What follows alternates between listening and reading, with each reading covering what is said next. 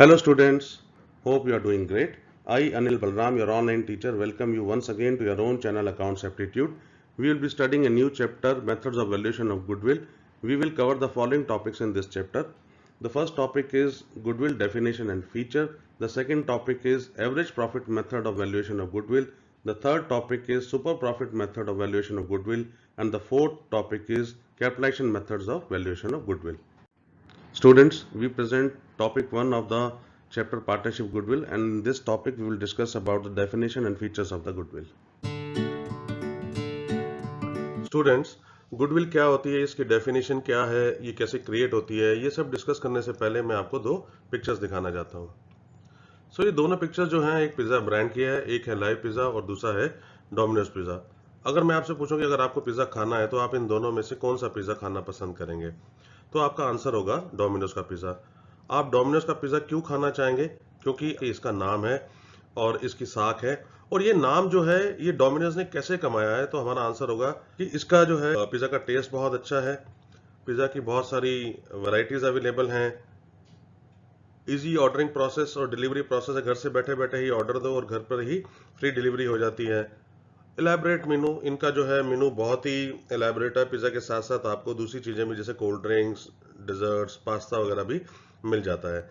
इन सभी चीज़ों से डोमिनोज ने एक नाम कमा लिया है, इसकी एक रेपुटेशन है, और इस नाम या रेपुटेशन को ही हम गुडविल कहते हैं। स्टूडेंट्स, आइए हम देखते हैं कि गुडविल की क्या डेफिनेशन है। Goodwill is the benefit and advantage of good name, reputation and connections of a business. It is the attractive force which brings in customers. It is the one factor which distinguishes an old established business from a new business at its first start. तो आइए definition थोड़ा धीरे धीरे समझते हैं। Goodwill is the benefit and advantage of the good name, reputation and the connection of the business. Goodwill एक benefit है या एक एडवांटेज है हमारे को, जो फर्म को मिली हुई है, और ये बेनिफिट या एडवांटेज कैसे आया?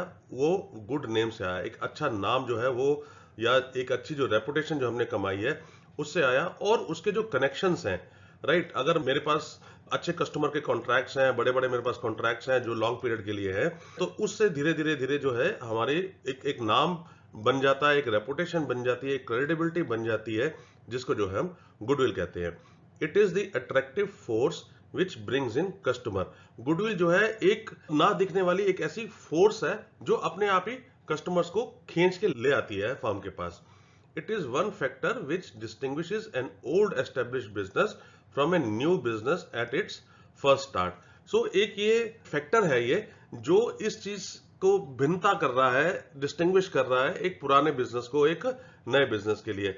अब जो पुराने बिजनेसेस है, जो पुराने एस्टेब्लिश ब्रांड्स हैं, कोई भी आदमी क्या उतना ही बिजनेस ला सकता है? अगर हम ये बोलें कि हल्दीराम, बीकानेर जो है वो बहुत बड़े बड़े जो हैं स्वीट शॉप्स हैं या रेस्टोरेंट हैं, तो कोई भी नया एंट्रेंट आके जो है वो इतनी सेल या इतना ज्यादा बिजनेस ला सकता है? नहीं। अगर हम इस एग्जाम्पल में देखें तो हल्दीराम या बीकानेर जो है उन्होंने एक साख कमाई है, एक अच्छा नाम कमाया है, एक अच्छी रेपुटेशन कमाई है, और ये साख, ये नाम और ये रेपुटेशन एक दिन से नहीं आया, ये वर्षों की मेहनत से आया, जिसमें जो है उन्होंने बहुत अच्छी सर्विसेज दी, और जिससे जो है एक अट्रैक्टिव फोर्स बन गई, जिससे कस्टमर जो है अपने आप खिंचा हुआ चला आ जाता है। आइए आगे देखते हैं। गुडविल, जैसे हमने बात करी है, जो गुडविल जो है वो एक गुड नेम है या एक रेपुटेशन है। It is an intangible assets and can not be seen और टच्ड। ऑब्वियसली जो है ये एक ऐसी एसेट है एक ऑर्गेनाइजेशन के लिए जो कि दिखती नहीं है, लेकिन एक फील की जाती है। फील ऐसे की जाती है कि जिससे कस्टमर्स ज्यादा आते हैं और एक ऑर्गेनाइजेशन को एक एडवांटेजेस पोजीशन मिल जाती है, जिससे उसके प्रॉफिट्स ज्यादा हो जाते हैं। क्योंकि ये इंटेंजिबल है, जो कि दिखती नहीं है, तो हम इसको जो है ना तो इसको हम देख सकते हैं और ना ही इसको हम टच कर सकते हैं। Places and enterprise at an advantages position due to the efforts made in the past. जैसे कि मैंने एग्जांपल दिया था आपको हल्दीराम का या बीकानेर का। इससे क्या है, गुडविल से जो है एक ऑर्गेनाइजेशन जो है वो एडवांटेजेस पोजीशन में पहुंच जाती है, राइट। एक इसको फायदा मिल जाता है, एक स्ट्रेटेजिक एडवांटेज मिल जाती है विद रिस्पेक्ट टू इस कॉम्पिटिटर्स। लेकिन क्या वो डे वन से ही आ जाती है? नहीं। उसके लिए जो है इन फर्म्स ने, इन ऑर्गेनाइजेशंस ने बहुत मेहनत करी, उन्होंने अपने कंसिस्टेंट प्रोडक्ट्स बनाए, उन्होंने जो है कस्टमर्स को जो है खुश रखा, उनको अच्छा प्राइस देके, अच्छी क्वालिटी देके, उनको अच्छी सर्विसेज देके, जिससे जो ऑर्गेनाइजेशन है उसको एक एडवांटेजेस पोजीशन मिल गई। Enterprise is able to earn higher profits without extra efforts. जब आपने एक बार गुडविल कमा ली तो ऑटोमेटिकली ही ऑर्गेनाइजेशन को प्रॉफिट अपने कॉम्पिटिटर्स से ज्यादा मिलने शुरू कर देंगे। और जब आपके पास एक बार एक गुडविल आपकी एक रेपुटेशन बन जाती है तो आपको सिर्फ एक सस्टेन करनी पड़ती है और बहुत ज्यादा आपको उस समय एफर्ट्स करने की जरूरत नहीं होती। बच्चों, गुडविल का मैं कुछ एग्जांपल्स दूंगा, कुछ आपको प्रोडक्ट्स दिखाऊंगा और आपको समझ में आ जाएगा कि ये जो है गुडविल का क्या मतलब है। स्विफ्ट गाड़ी, स्विफ्ट जो है आपको पता है बहुत मारुति का एक प्रोडक्ट है और बहुत ही सक्सेसफुल कार है। और अगर हम स्विफ्ट और स्विफ्ट डिजायर दोनों को सेल्स को जोड़ दें तो इंडिया में जो नंबर 1 सेल्स के नंबर्स हैं इस गाड़ी के। क्यों? क्योंकि बहुत अच्छी क्वालिटी ऑफ प्रोडक्ट है, आफ्टर सेल सर्विस बहुत अच्छी है, मारुति का नाम है, ब्रांड है, और उसके बाद आपका जो रीसेल प्राइस भी बहुत अच्छा है। So obviously it has a lot of goodwill. Quality walls की बात करते हैं, बहुत ही पुरानी आइसक्रीम की कंपनी है। आपको जब भी कार्ड दिखती है तो आपका मन करता है कि क्वालिटी वॉल्स की जो है आइसक्रीम खाने का। रेडिसन होटल, होटल्स में जो है आपको पता है कई अच्छे ब्रांड है, Radisson is one of them. आप उसका काफी अच्छा नाम है, उसकी काफी गुडविल है और वो गुडविल उन्होंने कमाई है थ्रू हॉस्पिटैलिटी और जो उनका एफिशिएंट स्टाफ है, जो वहाँ के एक्सीलेंट सर्विसेज हैं और जो पूरा बुके ऑफ सर्विसेज जो वहाँ पर वो देते हैं, उससे जो है इन्होंने अपना नाम बनाया, अपनी एक गुडविल बनाई है। उबर टैक्सी की हम बात करते हैं। सो पहले कुछ साल पहले एक जमाना था जब हम सिर्फ डिपेंडेंट थे, वो काली पीली टैक्सी या हमारे घर के आसपास जो स्टैंड होते थे और उसके बीच में वो कुछ भी प्राइस मांग लेते थे और दे यूज्ड टू फ्लीस अस। लेकिन उबर जब से आई है या ओला जब से आए हैं, सो हमारे पास एक ऐसे रेडियो टैक्सी का एक ऑप्शन है जो कि बहुत ही चीप है, बहुत ही कन्वीनियंट है, सर्विसेज बहुत बढ़िया है, ऐप के थ्रू आप बुक करा सकते हो और जितना आपने चलना है केवल आप उतना ही पे करते हैं। सो ये जो है, अगर आप कुछ मैं आपको एग्जांपल्स दे रहा हूँ सिर्फ ये, तो अगर आप इन एग्जांपल्स को देखें तो आपको गुडविल का जो है सही मतलब समझ में आ जाएगा कि जो नाम है, जो ये प्रतिष्ठा है, जो ये रेपुटेशन है, जो क्रेडिबिलिटी है इन प्रोडक्ट्स की, वही जो है गुडविल होती है। स्टूडेंट्स, आइए अब हम देखते हैं कि what are the factors which are affecting the valuation of the goodwill. So nature of business. If the nature of the products in which the firm deals are in high demand, although not short in supply, the firm will earn higher profits and higher goodwill. अगर firm ऐसे products बेच रही है जो कि जिनकी demand जो है काफी हाई है और साथ में सप्लाई में भी कोई प्रॉब्लम नहीं है, फर्म जितनी डिमांड है उतने प्रोडक्ट्स बना लेती है, तो ऑब्वियसली फर्म जो है हायर प्रॉफिट्स कमाएगी और हायर प्रॉफिट्स कमाएगी तो उसकी गुडविल भी जो है हाई होती जाएगी। Market situation, if firm's products have higher demand than supply, it will lead to lower capital requirements and higher profits, which leads to higher value of goodwill.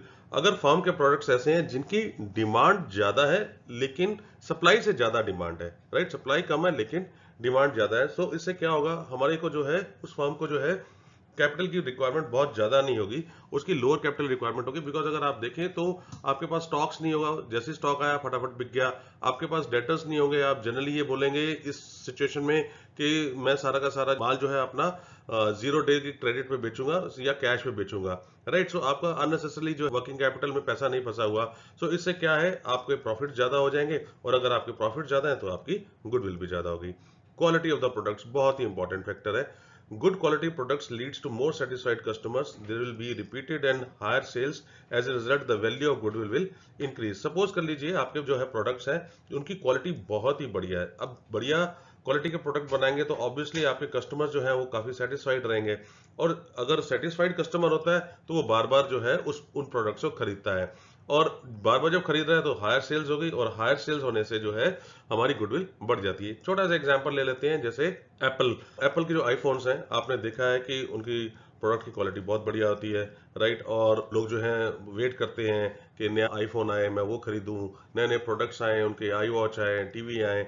सो अगर मेरी quality of products बहुत अच्छी है so obviously जो है मेरी sales ज्यादा रहेगी, मेरे कस्टमर्स ज्यादा रहेंगे और कंपनी की जो है या फर्म की जो है गुडविल बढ़ जाएगी। Efficiency of management, capable and competent management invest in research and development, better product quality, cost efficiency, increasing market share leading to higher profits and goodwill. अब जो फर्म को चलाने के लिए जो हमने सीनियर मैनेजमेंट रखे हैं, जो डायरेक्टर्स रखे हुए हैं, जो मैनेजर्स रखे हुए हैं, जो हमने वाइस प्रेसिडेंट रखे हुए हैं, अगर वो जो है बहुत अच्छे कॉम्पिटेंट हैं, वो अपना काम बड़ी अच्छी तरह जानते हैं, सो ऑब्वियसली वो क्या करेंगे, वो रिसर्च एंड डेवलपमेंट में जो है बहुत टाइम स्पेंड करेंगे, राइट। रिसर्च एंड डेवलपमेंट में टाइम स्पेंड करेंगे तो वो प्रोडक्ट की क्वालिटी को है बेटर कर देंगे और साथ में जो है वो इस चीजों के ऊपर काम कर रहे हैं कि हम सेम प्रोडक्ट को जो है वो कैसे कम कॉस्ट में बना दें। अगर कम कॉस्ट में बनाएंगे तो ऑब्वियसली जो है कैपिटल की रिक्वायरमेंट कम हो जाएगी, और दूसरे तरीके से आप देखोगे कम कॉस्ट से जो है हमारे प्रॉफिट्स भी ज्यादा हो जाएंगे।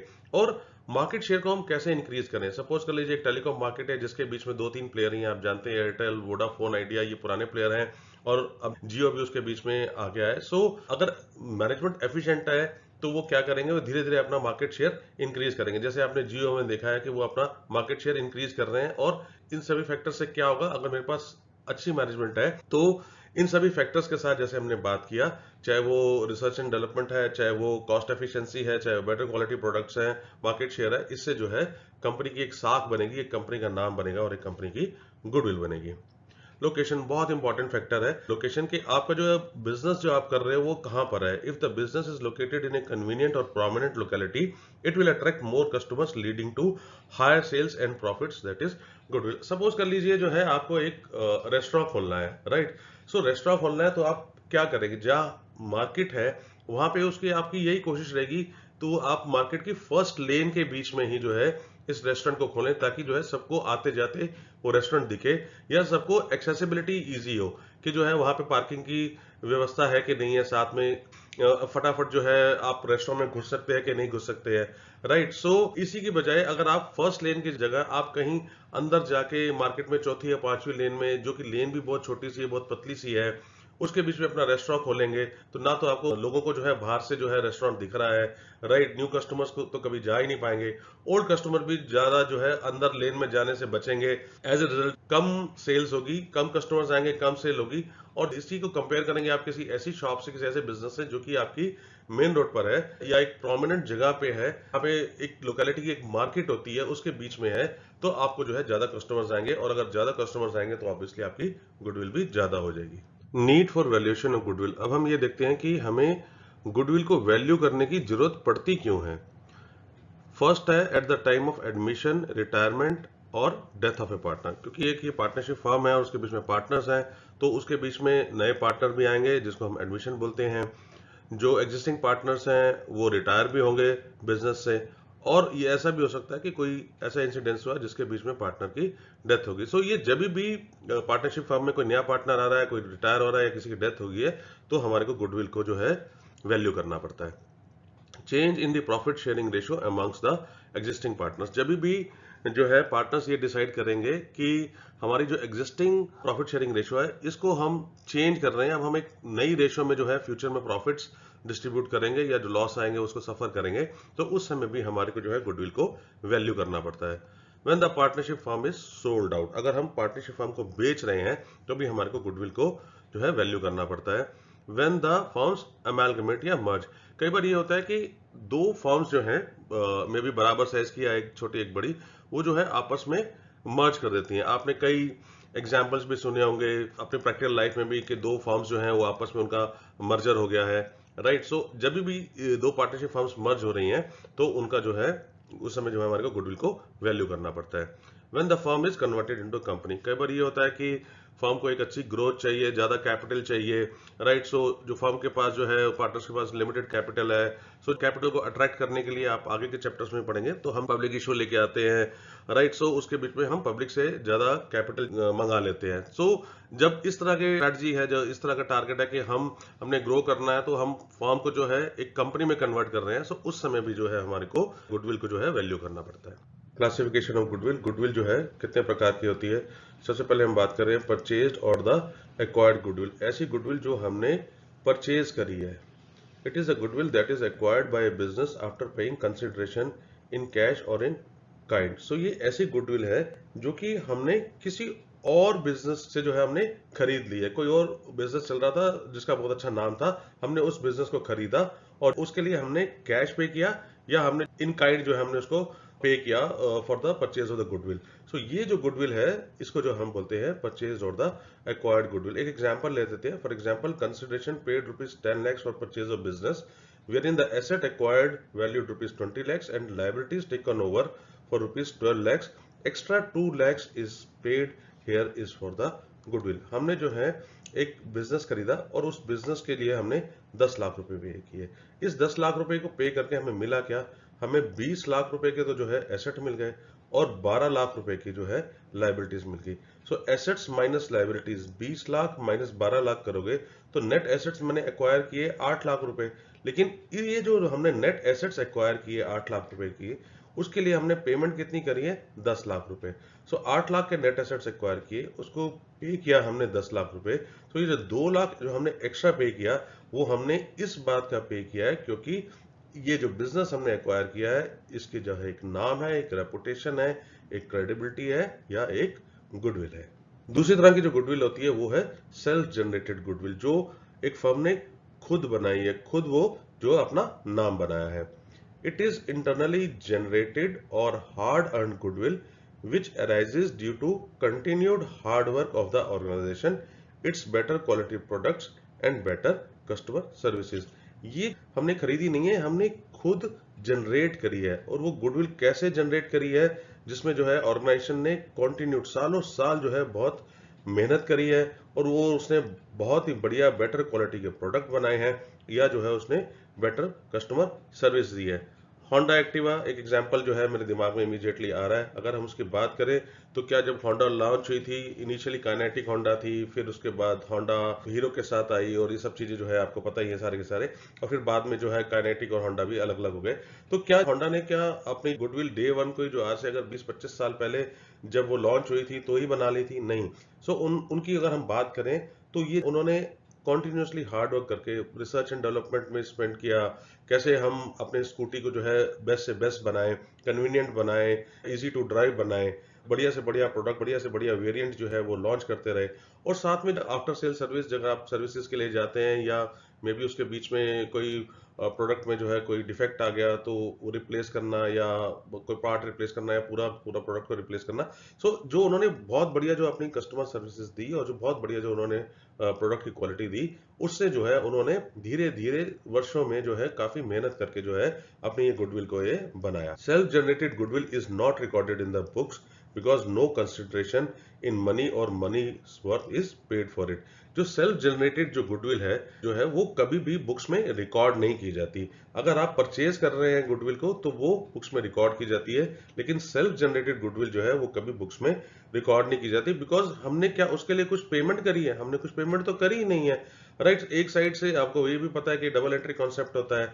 सो हमने जो गुडविल को दिखाएंगे तो क्रेडिट किसको करेंगे, राइट। सो मैंने कोई कैश तो पे नहीं किया या जो है उसकी जगह कुछ काइंड में तो कुछ दिया ही नहीं है। सो इसलिए जो है सेल्फ जनरेटेड गुडविल जो है उसको जो है हम बुक्स के बीच में नहीं दिखाते। और ये जो अकाउंटिंग स्टैंडर्ड जो है वो भी यही कहता है, जो as per AS 26 goodwill should not be recorded in the books unless it is purchase. So accounting standard 26 accounting standard जो है ये मिनिस्ट्री ऑफ कॉर्पोरेट अफेयर्स ने जो है कुछ स्टैंडर्ड्स निकाल रखे हैं कि काफी चीजें जो है हम उनको जो है कैसे उसमें डायरेक्शन दी जाती है कि कई चीजों को कैसे अकाउंटिंग करनी है या डिस्क्लोज करना है, क्या करना है। तो उसके बीच में एक अकाउंटिंग स्टैंडर्ड है 26, वो ये बोलता है कि गुडविल जो है उसको हम बुक्स में रिकॉर्ड नहीं करेंगे। अगर हमने परचेज कर लिया है तो बुक्स में रिकॉर्ड करेंगे, अगर सेल्फ जनरेटेड है तो उसको जो है हम गुडविल को बुक्स में रिकॉर्ड नहीं करेंगे।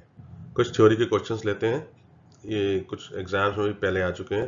Question number 1 is goodwill is the value of dash dash dash dash. इसको जो है हम ब्लैंक को जो है हमें फिल करना है, तो इसका आंसर है goodwill is the value of the reputation of a firm built over time with respect to expected future profits over and above the normal profits. तो आपको पता ही है कि ये जो है रेपुटेशन जो गुडविल है ये फर्म की जो है एक रेपुटेशन है, और ये रेपुटेशन जो है वो एक दिन में नहीं बनाई गई। It is built over time और with respect to the expected future profits over and above the normal profits। so reputation है जो फर्म ने कमाई है के साथ मेहनत करके, उसके फ्यूचर के जो एक्सपेक्टेड प्रॉफिट्स हैं वो बाकी नॉर्मल प्रॉफिट से ज्यादा रहेंगे। जो बाकी दुनिया जो हमारे कॉम्पिटिटर जो एक नॉर्मल प्रॉफिट कमा रही है उससे जो है हमारे प्रॉफिट्स ज्यादा हैं। सो वो जो है इम्पैक्ट जो है वो गुडविल का है। Why goodwill is an intangible asset. Goodwill जो है वो इंटेंजिबल एसेट क्यों बुलाते हैं हम गुडविल को? तो इसका आंसर लिखते हैं like buildings, machinery and furniture etcetera, goodwill is also an asset, but the main point of difference is that building etcetera can be seen and touched while goodwill cannot be seen and touched but felt. It is invisible, hence treated as an intangible asset. So अगर हम देखें कि buildings हैं, हमारी जो दूसरी assets है, buildings है, मशीनरी है, फर्नीचर है, इसी की तरह से गुडविल भी एक एसेट तो है, लेकिन जो एक मेन जो डिफरेंस है वो हमें ये दिखता है कि जो बिल्डिंग है या मशीनरी है या फर्नीचर है उसको हम अपनी आंखों से देख सकते हैं, उसको जो है हम टच कर सकते हैं। लेकिन जो गुडविल जो है वो तो हमें ना तो हमें दिखती है, ना ही हम उसको टच कर सकते हैं, बट हम उसको फील कर सकते हैं। गुडविल की वजह से जो है कंपनी को एक एडवांटेजेस पोजीशन मिली हुई है, जिससे जो है उसके प्रॉफिट्स उसके कॉम्पिटिटर से है ज्यादा कमा रहे हैं।